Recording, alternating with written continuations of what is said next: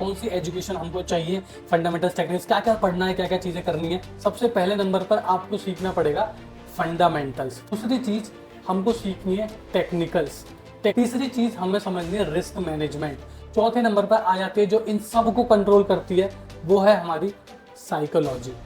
जिन्होंने ये पूरी सीरीज मेरे देखी है, समझिए, उनके लिए है आज एक बोनस। फॉरेक्स ट्रेडिंग का अगर बात ही ना पता हो, सीखना क्या है, कैसे करना है, चीज़ें होती क्या क्या है, तो जर्नी थोड़ी सी मुश्किल हो जाएगी। तो जर्नी मुश्किल ना हो उसके लिए मैंने ये वीडियो बनाई है जिसके अंदर मैंने सब बताया है कि क्या क्या जरूरी चीज़ें पढ़ने के लिए और फॉरेक्स ट्रेडिंग सीखने के लिए। तो ये है part 3 of the series forex agents के लिए। जिसने 2 पार्ट नहीं देखे हैं वो जाके देख लेना, लिंक डिस्क्रिप्शन में। और इस पार्ट में मैं बात करने वाला हूँ fundamentals, technicals, risk management, psychology, और एक बोनस भी है आपके लिए जिसमें मैं देने वाला हूँ एक ट्रेडिंग प्लान। ट्रेडिंग प्लान का मतलब आप कौन कौन सी चीज़ों को ध्यान में रखें अपना ट्रेडिंग डे शुरू करने से पहले और अपनी ट्रेडिंग कैसे करें। तो आ जाओ समझते हैं।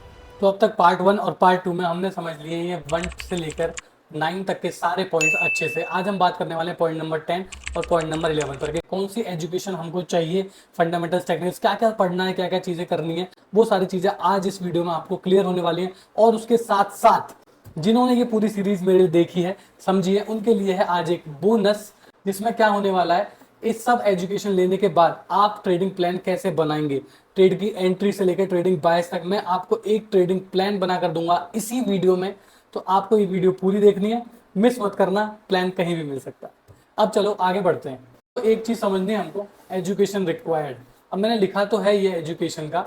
अब एजुकेशन रिक्वायर्ड का मतलब ये नहीं है कि आपको कोई सर्टिफिकेट लाना पड़ेगा, आपको कोई ग्रेजुएशन करनी है, आपको कुछ करना है। ये सिर्फ और सिर्फ आपको fundamentals, technicals, risk management, psychology, इन सब चीज़ों को समझने के साथ साथ ही आप ट्रेडिंग जर्नी शुरू कर सकते हैं। इसमें कोई ऑफिशियल एजुकेशन या फिर सर्टिफिकेट आपको नहीं चाहिए रहता है। अब क्या क्या चीज़ें आपको सीखनी है, सबसे पहले नंबर पर आपको सीखना पड़ेगा फंडामेंटल्स। फंडामेंटल्स क्या होता है?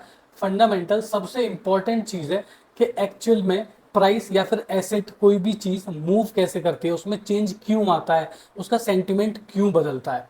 दूसरी चीज़ हमको सीखनी है टेक्निकल्स। टेक्निकल्स का नाम आप सबने सुना होगा, जैसे कि कैंडल स्टिक्स होती हैं, बाकी चीज़ें होती हैं। टेक्निकल्स हमको ये इंडिकेशन देते हैं कि हम कहाँ पर एंट्री बना सकते हैं, कहाँ पर एग्जिट बना सकते हैं, हमारा रिस्क रिवॉर्ड कितना रहेगा, वो सब हमको टेक्निकल की हेल्प से समझने मिलता है। तीसरी चीज़ हमें समझनी है रिस्क मैनेजमेंट। अब आप खुद सोचो, अगर हमको अपना कैपिटल ही बचाना ना आए, हमको रिस्क और रिवॉर्ड मैनेज करना ना ही आए, तो हम ट्रेडिंग का फायदा ही क्या? सारा गेम ही रिस्क मैनेजमेंट का है। चौथे नंबर पर आ जाती है जो इन सब को कंट्रोल करती है, वो है हमारी साइकोलॉजी।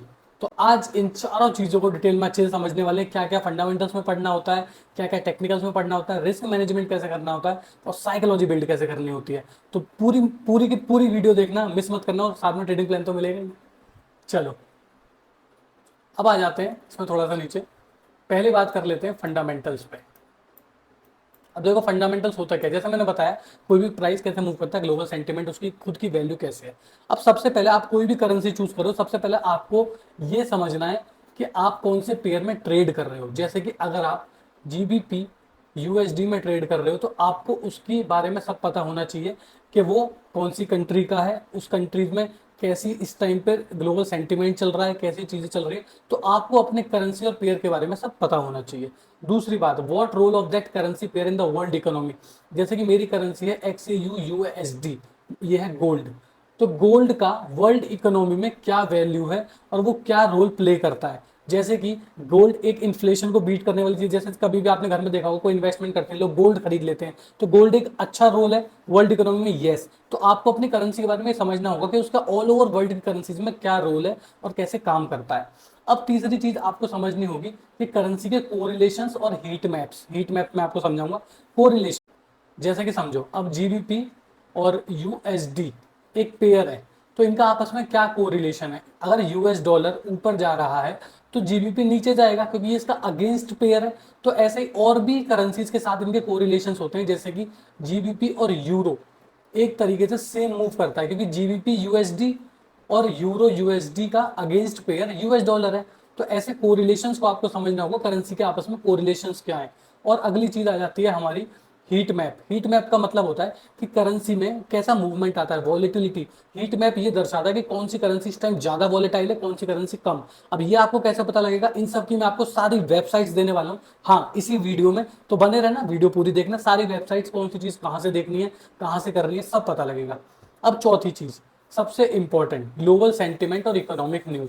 अब आपने सबने सुना होगा कि किसी ने वहां पर स्पीच दे दी तो डॉलर गिर गया, ईरान में और रशिया का मान लो कोई वॉर हो रहा है तो वहां से करेंसी पे बहुत इफेक्ट पड़ रहा है। तो ये चीजें बहुत ध्यान रखने वाली चीजें हैं। अब कौन कौन सी चीजें हमको ध्यान में रखनी है ग्लोबल सेंटिमेंट की, वो आज हम एक एक करके समझने वाले हैं। सबसे पहले किसी भी कंट्री के अंदर आपको पता होगा उसकी जीडीपी एक अच्छा रोल प्ले करती है उसकी करेंसी के अंदर। तो आपको जीडीपी उसकी पढ़नी पड़ेगी अपनी करेंसी की, कि उस कंट्री की जीडीपी ग्रोथ कैसी है, और अगर जीडीपी से रिलेटेड कोई न्यूज आ रही है तो वो कैसे इंपैक्ट करती है ये हिस्ट्री में और अब कैसे करेगी। दूसरी चीज उसकी कंट्री की आपको अनएम्प्लॉयमेंट रेट, ठीक है, अनएम्प्लॉयमेंट रेट पर आपको नजर रखनी पड़ेगी कि उस कंट्री में अनएम्प्लॉयमेंट कितना बढ़ रहा है तो करेंसी की वैल्यू कैसे डेप्रिशिएट हो सकती है या फिर इन्फ्लेट हो सकती है। तीसरी चीज कंज्यूमर प्राइस इंडेक्स, ये आपको समझना पड़ेगा, इससे आपको पता लगेगा कंट्री के इन्फ्लेशन के बारे में और उसके प्राइस मूवमेंट के बारे में, ठीक है। अब उसके बाद आ सकता है मेजर स्पीचेस। अब मान लो किसी कंट्री में कोई स्पीच होने वाली है उसके फाइनेंस मिनिस्टर की या फिर किसी चीज़ की, तो आपको उस स्पीच पर ध्यान देना पड़ेगा किस बारे में बात हो रही है और किसका मूवमेंट मेरी करेंसी पर कैसे आ सकता है। जितना आसान समझ रहे हो उतना होता नहीं है, इसलिए इन सब चीज़ों पर भी ध्यान दो, इसलिए बोल रहा हूँ। पांचवी चीज इंडस्ट्रियल प्रोडक्शन। अब आप खुद सोचो कि किसी भी कंट्री की ग्रोथ किससे होती है, उसके इंडस्ट्रियल बिजनेस से। उसके बिजनेसेस कैसे चल रहे हैं, उसके बिजनेसेस में जॉब्स कैसे निकल रही है, उसका प्रोडक्शन कैसा हो रहा है, इन सब चीजों का ध्यान रखना पड़ता है हमको फंडामेंटल्स के अंदर। अब इन सबके टेंशन मतलब इन सबकी वेबसाइट्स दूंगा, कहाँ से पता लगेगा, कैसे करना है कैसे नहीं करना, सब बताऊंगा, तो बस सुनते रहो।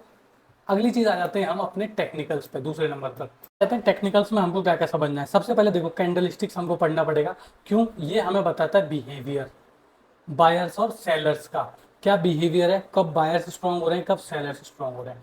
उसके बाद आ जाता है सपोर्ट रेजिस्टेंस, ये क्यों सीखना है आपको, ये आपको लेवल्स बना के देखता है कि कहाँ से रिजेक्शन मिल सकता है प्राइस को और कहाँ से सपोर्ट मिल सकता है प्राइस को, ठीक है। उसके बाद आता है प्राइस एक्शन। प्राइस एक्शन क्या बताता है, प्राइस एक्शन आपको बताता है कि ट्रेंड क्या है, प्राइस बुलिश है या फिर प्राइस बियरिश है।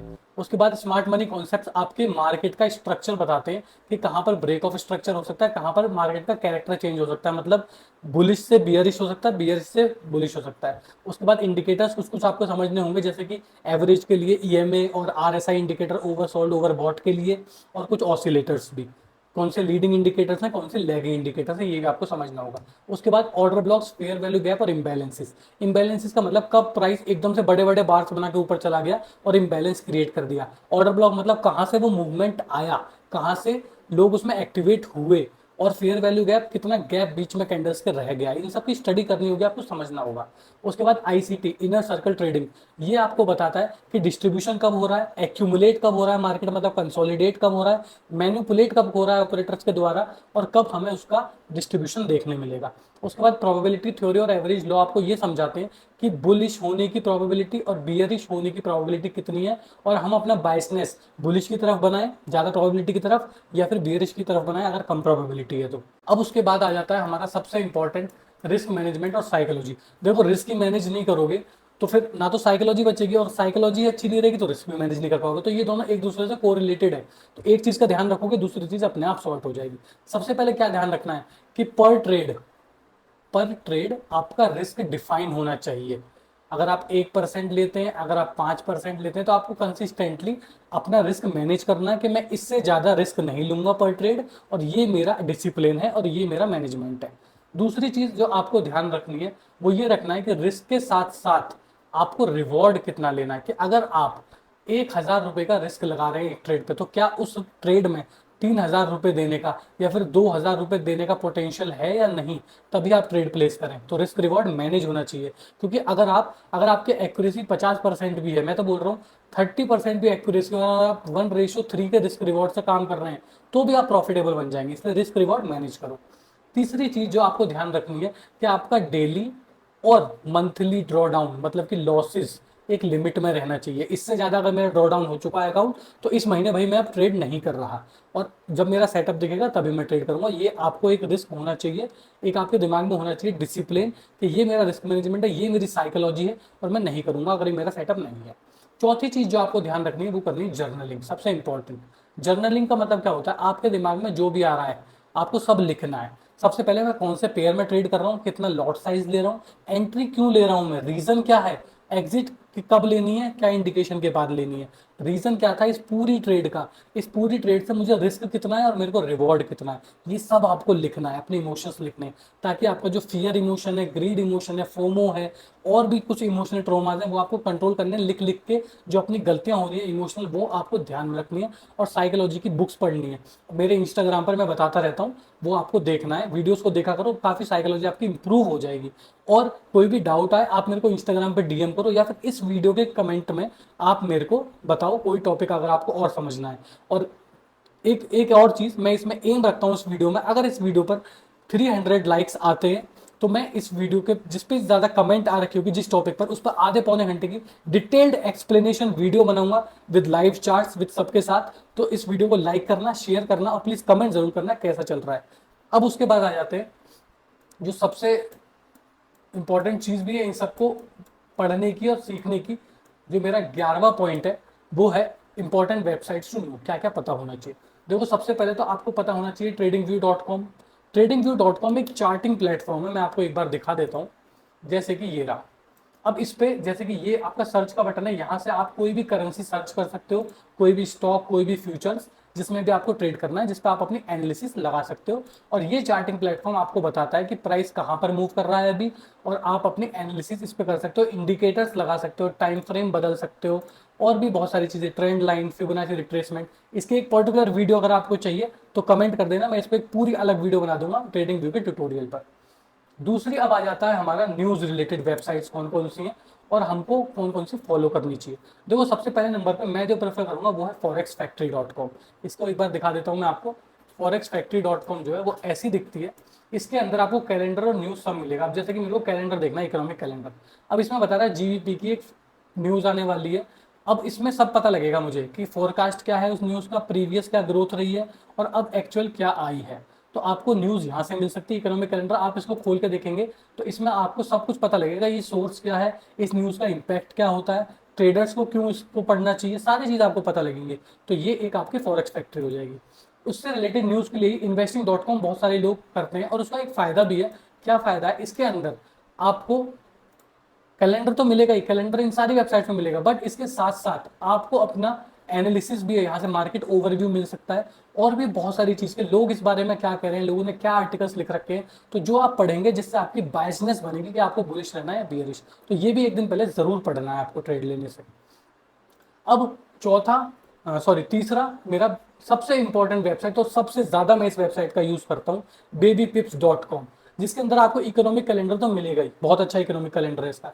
उसके साथ साथ आपको फॉरेक्स लर्निंग के लिए क्विजेस मिलेंगी, आर्टिकल्स मिलेंगे, वीडियोस मिलेंगी, सब कुछ सीखने मिल सकता है। समझ रहे हो, एक ही प्लेटफॉर्म पे आप सब सीख सकते हो। जैसे कि मैं दिखा देता हूँ आपको, वेबसाइट ये रही। अब जैसे ये फॉरेक्स का इकोनॉमिक कैलेंडर है, इसमें आप लर्न फॉरेक्स पे जाओगे तो आपको how to trade forex, trading quizzes, glossaries, tools, forums, सब कुछ मिलेगा। इससे आप एक तरीके से बेसिक अगर फॉरेक्स कर रहे हो तो सब कुछ सीख सकते हो। और बाकी अगर किसी पर्टिकुलर टॉपिक पे वीडियो चाहिए मैंने बताइए, कमेंट कर दो, बना देंगे। अब उसके बाद करेंसी की स्ट्रेंथ भी तो आपको पता होना चाहिए, कौन सी करेंसी इस टाइम स्ट्रेंथ में आ रही है, किसमें ज़्यादा वॉलिटिलिटी है, किसमें कम है। उसके लिए है switchmarkets.com। ये भी मैं आपको एक बार दिखा देता हूँ। इसके अंदर आपको ये पता लगेगा कि कौन सा अबव बार्स हाई है, कौन सा लो चल रहा है, कौन सा मतलब फ्लैट है। इससे आपको करेंसी की वॉलिटिलिटी, मोमेंटम पता लगेगा, जिससे आप अपना डिसीजन बना सकते हो कि अभी इस करेंसी में थोड़ी सी वॉलिटिलिटी कम है, मैं इसमें ट्रेड करूँ या ना करूँ, और भी बहुत सारी चीज़ें। तो ये रहा हमारा वेबसाइट्स का। अब आ जाते हैं जिसके लिए आप सब शायद रुके हैं अभी तक, और जो रुके हैं उनके लिए थैंक यू सो मच। अब मैं आपको बताने वाला हूँ इन सब चीज़ों से आप अपना ट्रेडिंग प्लान कैसे बनाएं। देखो ट्रेडिंग प्लान एक तरीके से पूरा एक प्रोसेस है कि मैं आज सुबह ट्रेडिंग पे बैठा हूँ तो शाम तक मेरा प्लान क्या रहेगा। सबसे पहले आपको एक दिन पहले न्यूज़ और फंडामेंटल्स को पढ़ के रखना होगा कि कल की मार्केट बायसनेस किधर रहने वाली है, बुलिश रहने वाली है या फिर बियरिश रहने वाली है। इससे क्या फायदा होगा, आपका 50% डाउट क्लियर हो जाएगा कि आज मैं बुलिश बिहेव करूं मार्केट में या फिर बियरिश बिहेव करूं। तो आप खाली बाय की ही ट्रेड ढूंढोगे अगर आपके फंडामेंटल्स आपको अलाउ कर रहे हैं, और या फिर अगर आप बियरिश अलाउ कर रहे हैं तो आप सेल की ही ट्रेड ढूंढोगे। तो 50% कंफ्यूजन दूर हो जाता है। उसके बाद दूसरी चीज आपको करनी है एनालिसिस। एनालिसिस किस पे करना है, टेक्निकल एनालिसिस करना है चार्ट पे। 15 मिनट का टाइम फ्रेम लो, उस पर अपने सपोर्ट रेजिस्टेंस ड्रॉ करो, अपना प्राइस एक्शन देखो, और उसके साथ साथ ये देखो कि इम्बैलेंसेस कहाँ पर क्रिएट हो रखे हैं और अपने लेवल सारे ड्रॉ कर लो। ठीक है, इंट्राडे अगर आप ट्रेडर हो तो ये एनालिसिस आपको मिलेगा। तीसरी चीज, अब आपका फंडामेंटली आपको अलाउ कर गया है कि बाय की ट्रेड है आज, एनालिसिस भी आपकी बोल रही है कि आपको बाय की ट्रेड लेनी है, और अब आपका सेटअप भी बन चुका है बाय का। तो अब एंट्री कैसे लेनी है? एंट्री लेनी है कैंडल स्टिक की हेल्प से। और कैंडल स्टिक्स पे मैंने वीडियो बना रखी है कि कौन सी कैंडल ट्रिगर करती है, कब बाय लेना कब सेल लेना, वो जरूर देख लेना, बहुत इंपॉर्टेंट वीडियो है। तो कैंडल स्टिक से आपको अपनी एंट्री और एग्जिट प्लान करना है। और चौथी चीज, आपको अपना रिस्क रिवॉर्ड जो मैंने समझाया 1:3 का लेके चलना है। ये ट्रेडिंग प्लान फॉलो करो, कंसिस्टेंटली बैक टेस्ट करो अपनी सेटअप के अकॉर्डिंग जो आपने स्ट्रेटेजी बनाई है, और आपको इससे बहुत सारा फायदा हो सकता है। तो ये थी आज की वीडियो। और अब मैं बस इतना बोलना चाहूंगा, जिसने तीनों पार्ट देख लिए हैं प्लीज कमेंट करना, फीडबैक देना कैसा लगा और नेक्स्ट वीडियो कौन से टॉपिक पर चाहिए। और एम करता हूं मैं इस वीडियो पर 300 लाइक्स का। अगर इस वीडियो पर 300 लाइक आते हैं तो जो भी आप टॉपिक चाहेंगे उस पर मैं आधा पौना घंटे की डिटेल्ड वीडियो बनाऊंगा। और यहां तक देखने के लिए आपका बहुत बहुत शुक्रिया।